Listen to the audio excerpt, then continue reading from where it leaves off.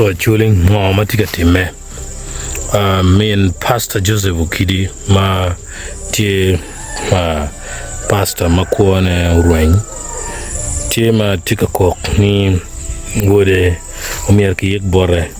kirwi kita entero sto na kire nyuro ni yen yam po beir kom gang pa Pastor Joseph Okidi koma ento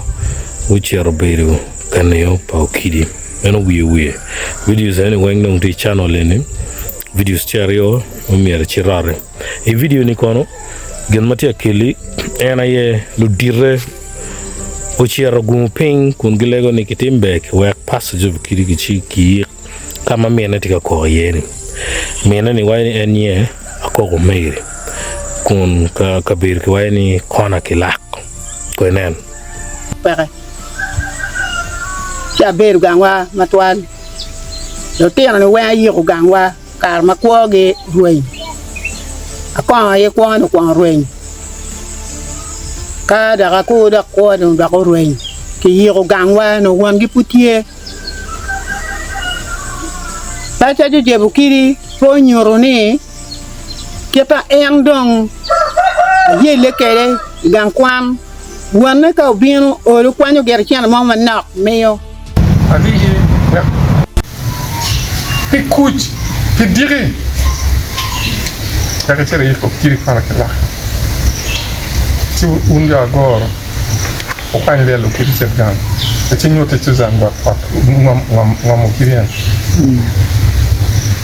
ale have no another interest kamano ke scheduling me ko passages of Okidi ndo chel me do par chel mo gane no bedo kamanye chok ka ber manye te de kama kluni rondo no wang logo rondo ni gan churu rondo ni tango pota en no food ka ber chel ko ni chok ka ni en ka no ni ene jona petika ye kun gwa ni mer ka chwala kon ka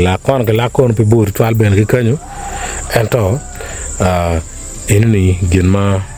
udirani tia kok an kidma inano kere yimego ni pe yom tutwal dano bendo cha reacting in social media vung pa dan tika chwa ko mego ni yada kachila tena da kidong story ma yoter ni ben tia da kiye wek mego ko cher ko kan la tena ma en Pastor Joseph Okidi wek olo pekokel lok mogoma pol ene dong abiro ni bikelo tele ikente kwaro kidini pena Pastor Joseph Okidi dano maulare la gamme dini wayani ngo la gamme te kwaro wayani ngo ene lok ma anane pia tek do ye wabi following closely waneno ni lok ini benedok tek pia ni ti kum genma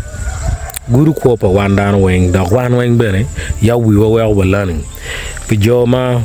pegingeo kama ga churu no tiye iramane no drone footage in ni meditini konkoman